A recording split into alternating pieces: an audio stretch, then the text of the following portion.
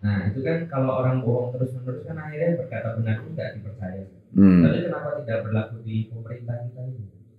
Ya. Itu harus percaya. Tidak banyak orang masih masih ya milih gitu, masih ya mendukung. Padahal track record kan nggak bisa berdusta. Jadi begini, kita harus bedakan ada dua sisi ya. Sisi yang pertama itu pelaku yang melakukan kebohongan, dan sisi kedua itu adalah objek yang menjadi objek kebohongan publik. Karena yang pertama itu dia akan melakukan sesuatu agar kemudian yang menjadi objek kebohongan publik itu tetap percaya. Makanya kemudian kalau dalam teori politik itu ada namanya tadlil, penyesatan. Penyesatan opini, ya kan? Atau penyesatan publik dan sebagainya itu, atau kebohongan publik istilahnya kan itu. Nah, itu akan mereka selalu lakukan. Dan itu adalah bagian dari strategi politik. Makanya kalau di dalam bahasa mafhum siasi itu ada istilah tadlil fikri dan tadlil siasi. Ternyata strategi itu tidak hanya digunakan oleh penguasa, tetapi juga digunakan oleh negara-negara adidaya untuk mempertahankan hegemoni mereka. Gitu. Jadi supaya mereka bisa menjaga hegemoni itu, maka mereka ciptakan apa yang namanya tadlil fikri dan tadlil siasi tadi. Penyesatan politik, penyesatan pemikiran, termasuk juga penyesatan opini, penyesatan publik tadi. Itu tujuannya adalah untuk mempertahankan tadi, supaya yang bohong tadi itu bisa dimaklumi, supaya yang bohong tadi itu mungkin kemudian bisa dibenarkan, ya kan, dengan berbagai macam tindakan-tindakan kebohongan yang lain tadi. Gitu. Itu namanya tadlil penyesatan. Gitu. Nah karena itu, kalau tadi pertanyaannya kenapa kok masih muncul? Ya itu karena memang yang satu sebagai objek tadi itu memang diciptakan jadi objek begitu, yang satu akan terus mempertahankan tadi. Nah karena itu tugas kita kemudian adalah bagaimana melakukan penyadaran. Karena senjata tadlil fikri dan tadlil siasi ini adalah senjata yang paling berbahaya. Dan ini digunakan bukan hanya di seluruh dunia. Jadi cara untuk mempertahankan hegemoni tadi itu dengan cara itu. Gitu. Di mana-mana. Kalau kita lihat di Mesir, mau di misalnya Yordan, mau di mana-mana. Itu begitu cara mereka untuk mempertahankan yang namanya cengkeraman atau hegemoni tadi. Nah karena itu tugas kita itu adalah menyampaikan kebenaran dengan membuka, menunjukkan. Nah ini kemudian nanti konteksnya dengan tafkir bil haqaiq. Jadi berpikir tentang hakikat. Hakikat itu apa? Yaitu tadi yang sifatnya kebenaran. Jadi misalnya begini, contoh ini. Di dalam berpikir tentang hakikat itu nanti untuk melawan penyesatan, kita harus bangun namanya tafkir bil haqaiq itu. Untuk melawan penyesatan itu harus dilawan dengan itu. Misalnya begini ya, contoh. Ada kasus, misalnya ISIS. ISIS itu termasuk bagian dari skenario mereka. ISIS itu diciptakan, fabricated, dengan isu yang sama. Padahal isu itu sengaja dilekatkan ke situ, padahal dia sebenarnya tidak ke situ.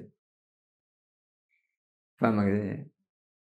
Ahmad Syarok yang sekarang berkuasa di Suriah, itu dulunya ISIS. Bahkan Ahmad Syarok itu masuk di dalam list teroris. Baik itu versi Amerika maupun Turki sebelumnya. Ya.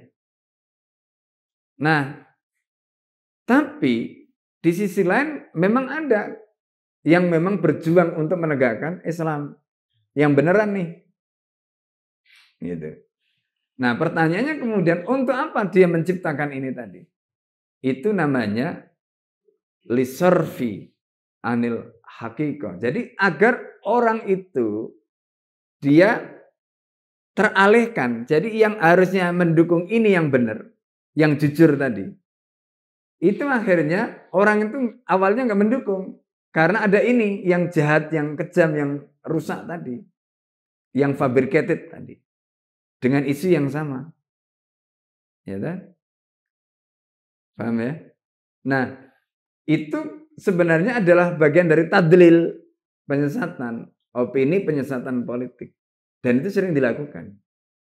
Seperti kalau di Indonesia dulu kan ada isu teroris, kemudian ada teroris yang diciptakan, ya tak?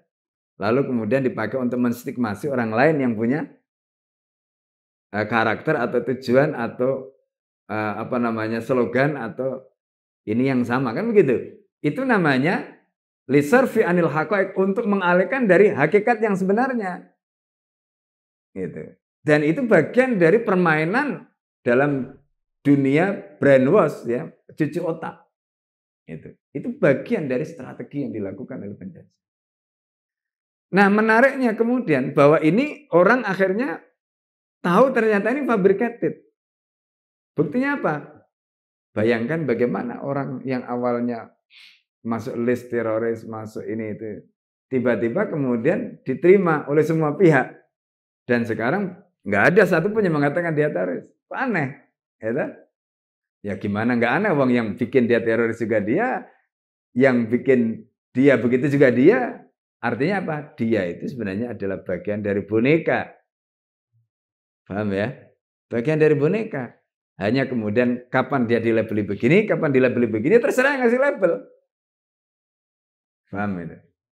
Nah, ini yang disebut dengan tadlil, penyesatan.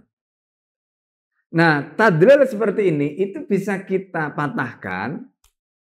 Umat itu bisa disadarkan. Kalau tadi pertanyaan, kenapa kok umat itu kok masih bisa menganggap itu sebagai kebenaran? Karena umat tidak punya yang namanya tafkir bil haqaiq. Umat sudah termakan dengan tadlil fikri dan tadlil siasi. Karena itu caranya bagaimana supaya umat itu diselamatkan? Berikan kepada mereka tafkir bil haqaiq, berpikir tentang hakikat tadi. Dan kemudian ajarkan pada mereka, jelaskan pada mereka, bukalah pikiran mereka supaya mereka ngerti bahwa mereka sedang menghadapi penyesatan politik, penyesatan opini, penyesatan publik. Supaya kemudian mereka tidak menjadi korban. Nah, gitu. Meskipun ternyata ngajari umat begitu itu susah. Susah. Coba antum lihat di sosmed, bagaimana susahnya ngajari orang untuk bisa berubah dari berpikir seperti ini menjadi ke sini. Sampai akhirnya nanti mereka sadar sendiri. Itu pun sebenarnya belum ibaratnya orang itu siuman itu belum pulih gitu. Kenapa? Karena ternyata dia hanya berganti saja dari sini pindah ke situ. Nanti ke situ ketipu lagi dia. Pindah lagi ke tempat yang lain, ketipu lagi dia, terus begitu. Kenapa? Karena dia tidak berpegang pada haqaiq. Nah, akhirnya ketipu. Makanya kemudian Nabi mengatakan apa? Nah, ini hadis dalam riwayat Muslim, Rasulullah menyebutkan la yuldahul muslimu. Nah, ini hadis yang juga penting ya. La yuldahu al-mu'minu, bukan muslimu. Ya, al-mu'minu fi juhrin wahidin marrataini. Orang mukmin itu tidak boleh dia terperosok di lubang yang sama dan dipatuk ular yang sama di lubang yang sama lebih dari sekali. Enggak boleh. Ini hadis yang luar biasa.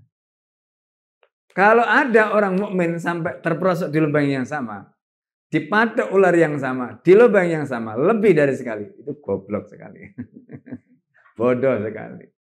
Berarti apa? Dia tidak pernah mengambil pelajaran. Itu tadi, sudah terperosok di sini, terperosok lagi tempat lain, terperosok lagi. Itu namanya ya dia ndablek.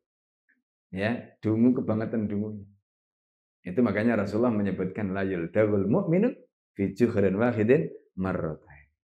Enggak boleh.